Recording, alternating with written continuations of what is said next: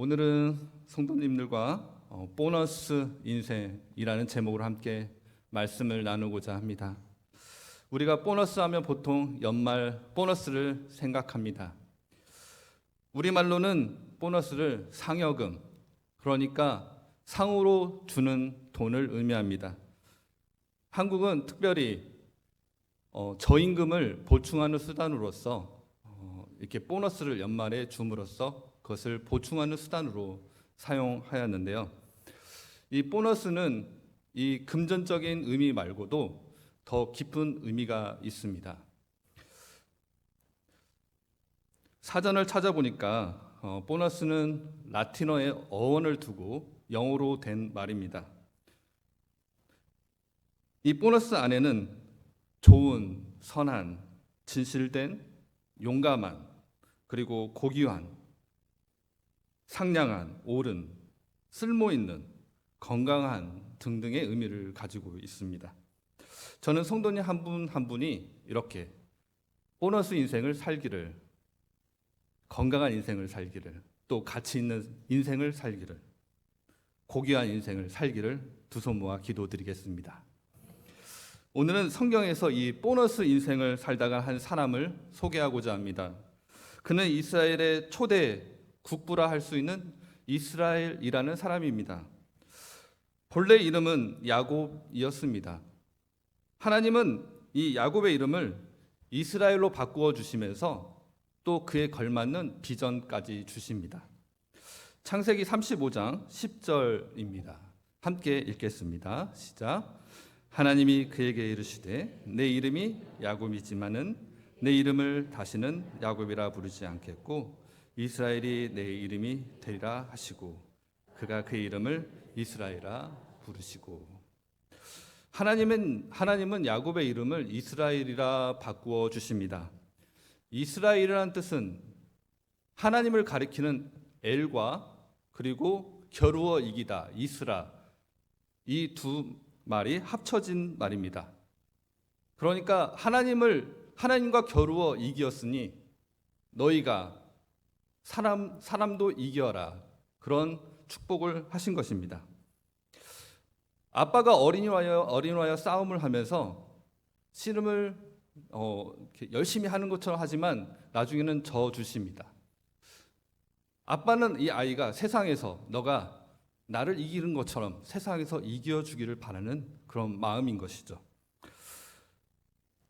그렇습니다. 야곱이 이제 그렇게 이름도 바꾸어가면서 영적으로 성장하게 되자 그에 걸맞는 비전까지 주십니다.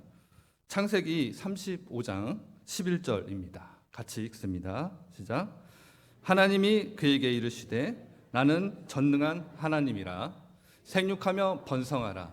한 백성과 백성들의 총회가 내게서 나오고 왕들이 내 허리에서 나오리라. 야곱에게 두 가지 비전을 주십니다. 첫 번째는 생육 번성, 자손 번성에 대한 비전입니다. 그리고 두 번째는 국가에 대한 비전입니다. 그에게서 백성이 나오고 하나님의 나라가 세워지고 총회와 왕들이 그의 자손에서 세워질 것입니다. 야곱은 이 비전을 죽을 때까지 잊지 않고 간직하고 있었습니다. 그리고 그의 인생의 마지막이 가까워지자 그의 비전을 자녀들에게, 자손들에게 전수할 때가 되었습니다. 그러나 이 비전이 실현되기에는 너무나 많은 장애와 어려움이 있었습니다. 왜냐하면 야곱은 그 애굽 땅에 이미 묶여 있는 상태였습니다. 물론 아들이 애굽 땅의 총리라고 하지만 그 역시 자유로운 몸은 아니었습니다. 그래도 야곱은 하나님의 비전을 이룰 사람은 바로 총리로 있는 이 요셉밖에 없다는 생각으로 그를 부릅니다. 창세기 47장 29절입니다. 같이 읽습니다. 시작. 이스라엘이 죽을 날이 가까우매 그의 아들 요셉을 불러 이제 내가 내게 은혜를 입었거든 청하노니 내 손을 내 허벅지 아래에 놓고 인애와 성실함으로 내게 행하여 애굽에 나를 장사하지 아니하도록 하라. 이스라엘은 요셉에게 한 가지 맹세를 하도록 요구합니다. 이것은 하나님의 비전을 전수하기 위한 준비 단계입니다. 자신의 허벅지 아래 요셉의 손을 넣어 맹세토록 요구합니다. 이것은 여러분이 기억하실 것입니다. 아브라함이 그의 종 엘리에셀에게 맹세할 때 사용했던 방법입니다. 이것은 목숨을 건 맹세라고 말합니다. 이 맹세의 내용은 야곱이 자신의 유고를 조상의 묘지, 이곳에 묻지 말고 조상의 묘지 가나안 헤브론에 나를 장사해달라는 유언이었습니다. 요셉은 이 요청이 물론 쉬운 요청이 아님을 알았을 것입니다. 그러나 요셉은 그것이 아비된 야곱의 마지막 유언임을 알았습니다. 또한 그것이 하나님의 계획임을 알았습니다. 그래서 요셉은 아버지께 그렇게 하겠다고 맹세한 것입니다. 그런데 야곱은 왜 요셉에게 이 유언을 맹세토록 유언한 것일까요? 아들 요셉은 애굽 땅에서 어렸을 때부터 오래 살았기 때문에 어쩌면 그가 하나님을 잃어버렸을지도 모른다 생각했습니다. 그래서 그의 신앙을 점검할 필요가 있었을 것입니다. 그러나 놀랍게도 하나님은 요셉을 이방 땅에서 잘 지켜주시고 신앙도 잘 키워주셨습니다. 그렇습니다. 자녀 교육은 부모가 하는 것이지만 하나님이 돕지 않으시면 그 모든 것은 물거품이 되고 맙니다. 반대로 하나님이 키워주시면 실수가 없으십니다. 요셉은 이방 땅에 있으면서 한 번도 하나님의 인도하심을 잊은 적이 없습니다. 고난의 순간에도 그 모든 과정이 하나님이 하셨다고 고백하지 않았습니까?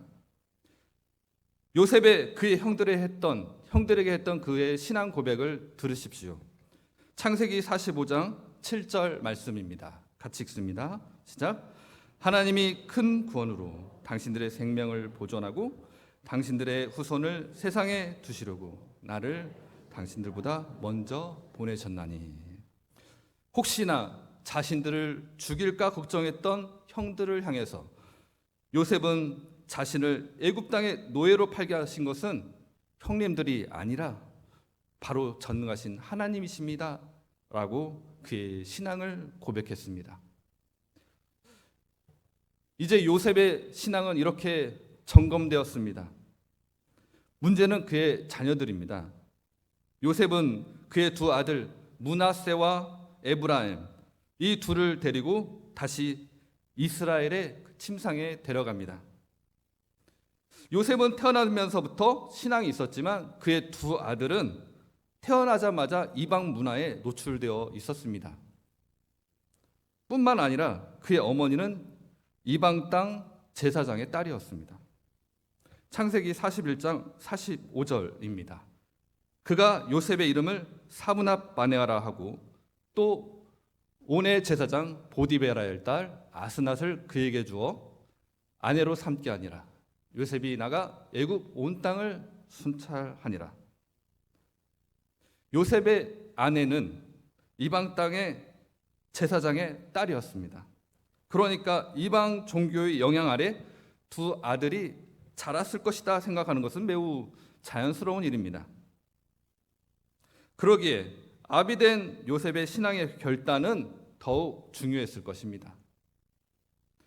요셉은 그의 아들들이 비록 이방 땅에서 자랐지만 자녀들이 하나님의 총회에 들어가기를 또 이스라엘의 축복을 받기를 희망했던 것입니다. 이스라엘은 요셉의 그 신앙과 결단을 인정하고 축복함으로써 두 손자가 이스라엘의 총회에 들어오는 놀라운 역사가 일어납니다. 창세기 48장 5절입니다. 같이 읽습니다. 시작.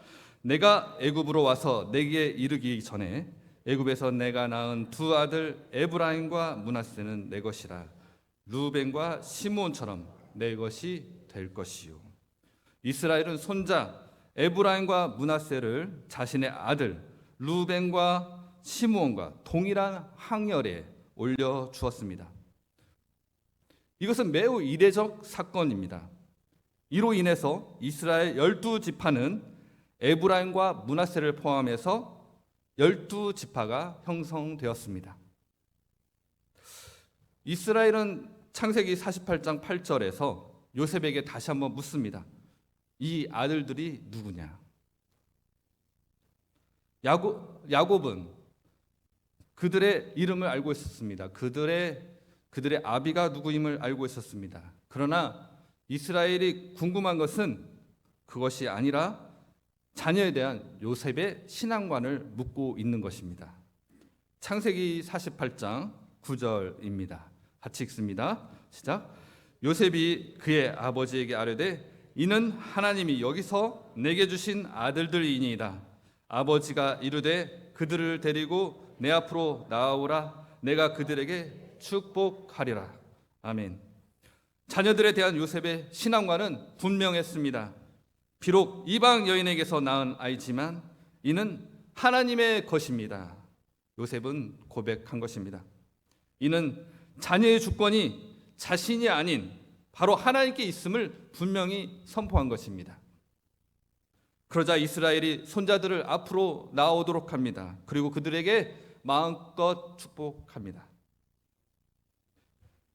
이스라엘은 이 순간 보너스 인생을 경험했을 것입니다. 자식들을 하나님 앞에 내어놓게 되었을 때 보너스 인생을 경험하게 된다는 사실을 깨달았을 것입니다. 요셉을 처음 잃었을 때를 기억하십시오. 그는 그 아들을 잃은 슬픔에 수월로 내려가겠다고 하나님을 원망했었더랍니다. 하지만 마지막 남은 자신의 분신과도 같던 막내 아들 베냐민을 잃으면 잃으리라고 내어놓게 되자 죽은 줄로만 알았던 요셉을 이렇게 만나게 된 것입니다. 그뿐이 아닙니다. 손자 에브라임과 므낫세도 이렇게 얻게 되었습니다. 뿐만 아니라 그들은 신앙적으로 잘 양육되어서 이렇게 하나님의 백성이 되었습니다.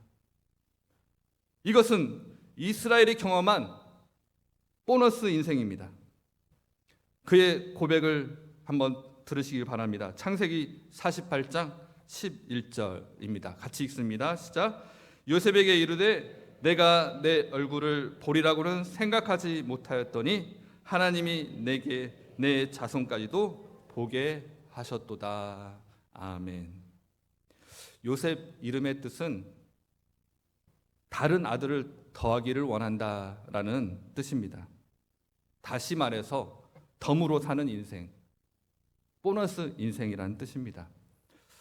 우리도 이스라엘처럼 하나님께 자녀들을 믿음으로 온전히 내어놓을 때 이 보너스 인생을 경험하게 될 것입니다.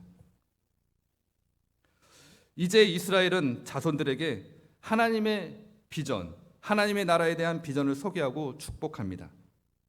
비전을 소유한 에브라임과 므낫세, 이 둘은 이스라엘 신정 국가를 세우는데 주축이 됩니다.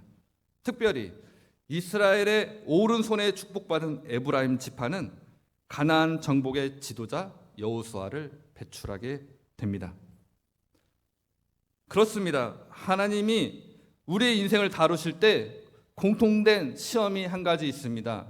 그것은 바로 내가 가지고 있는 것 중 만약을 대비하여 남겨두었던 마지막 보루마저 요구하신다는 것입니다. 내가 그것을 내려놓는 것 매우 어렵고 두려운 일이죠. 그러나 그것을 믿음으로 주님께 내어놓을 때 주님이 예비해 두신 보너스 인생을 경험하게 될 것입니다. 내게 있는 작은 인간적 소망, 그것이 물질이든 명예든 또한 자녀든 말입니다. 그 모든 것을 맡겨드리고 하나님이 예비하신 보너스 인생, 갑절의 축복을 경험하시는 영암의 모든 성도 한 분 한 분 되시기를 주님의 이름으로 축복하고 소원합니다.